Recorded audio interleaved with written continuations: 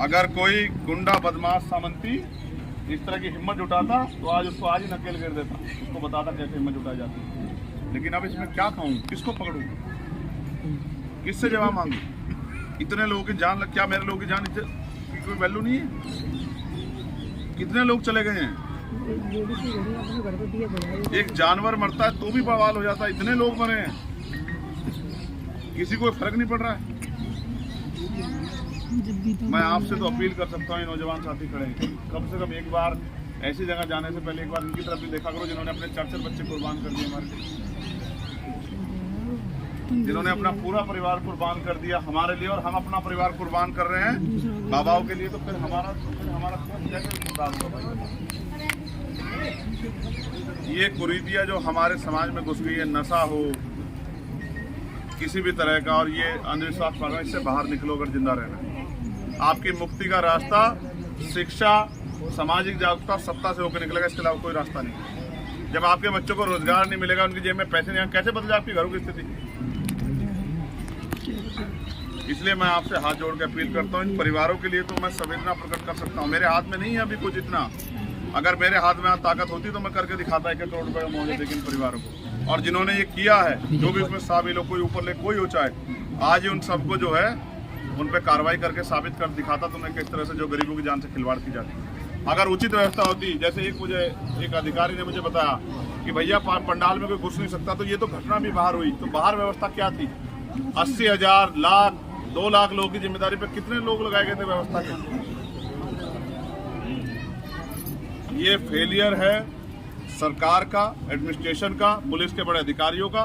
और अगर गाज भी गिरेगी तो इन पे गिरेगी विचारों पे, इंस्पेक्टर पे, सीओ पे, दरोगा पे, हेड कांस्टेबल पे। लेकिन जो अधिकारी दफ्तर में बैठ के ऑर्डर करते हैं उन पे नहीं गिरेगी गाज। इसलिए मैं आपसे अपील करता हूं, मेरा आग्रह है आपका बेटा होने के नाते कि अंधविश्वास पाखंडवाद से बाहर निकले। और इन पर जब भी आपको कोई ऐसा मन करते इन परिवार को देख लेना जिनका सब कुछ उजड़ गया। मैं इस मामले को इतनी आसानी से नहीं छोड़ूंगा, मैं इस मामले को पार्लियामेंट में उठाऊंगा और सरकार से जवाब मांगूंगा। सरकार बच नहीं सकती, सरकार भाग नहीं सकती, और जो भी दोषी होगा इनकी जांच, मैं इतनी देर से आया कि पहले शांत हो जाने दो, थोड़ा सा पता लग जाए क्या क्या हो रहा है। जो इनकी जांच कमेटी और इनकी रिपोर्ट बन जाएगी उसको भी हम लोग जो है स्टडी करेंगे, और अगर हमें कहीं भी कोई कमी लगेगी तो फिर हम जो है पार्लियामेंट के जरिए इसकी पुणे जो है हर तरह से जांच करा के और अपने लोगों को रिलीफ दिलाने का, अपने लोगों की मदद कराने का काम करेंगे। 2-4 लाख रुपए में तो एक बच्चे की शादी भी नहीं होती। कैसे मुख्यमंत्री को लगा कि 2 लाख रुपए में जीवन पूरा हो जाता है? एक तरफ 50 लाख रुपए का मुआवजा देते हो लखनऊ में, और दूसरी तरफ यहाँ 2 लाख रुपए का मुआवजा देते हो। ये है सबका साथ, सबका विकास। हाँ, सच है कि जाति धर्म देख के अब मुख्यमंत्री जी तो आपको परिवार मानते हैं, अपना परिवार बताते हैं, लेकिन क्या हुआ? जाति आड़े आ गई क्या? जो 2 लाख रुपए बांटती की, क्या आड़े आ गया? इस सच को आप भी मान लो, इस सच को आप भी मान लो कि उनके जरिए आपका भला नहीं हो सकता। तो मैं इन परिवारों के प्रति महापुरुषों से प्रार्थना करूंगा कि उनको ये दुख सहने की शक्ति मिले और वो अपने पैरों पे खड़े हो जाएं।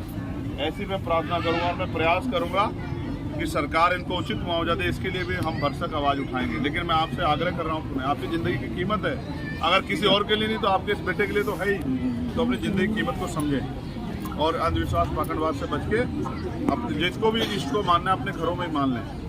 इस तरह की भीड़ का हिस्सा ना बने, अपनी ज़िंदगी के साथ खिलवाड़ ना करें। भाई, मैं आपसे प्रार्थना करता हूँ कि आप अपने बच्चों को अच्छी शिक्षा देकर अपने साथ लेके चलेंगे, और इस घड़ी में आज भी और हमेशा हम लोग सब आपके साथ हैं। और मैं महेंद्र जी से कहूँगा, छोटे महेंद्र जी के वो इन परिवारों के साथ आते जाते रहें, इन परिवारों के दुख सुख में शामिल रहें, और इनको अपनी टीम भेज के यहाँ कैटराइज करने का भी काम करें, विश्वास पाखंडवाद की निगरानी।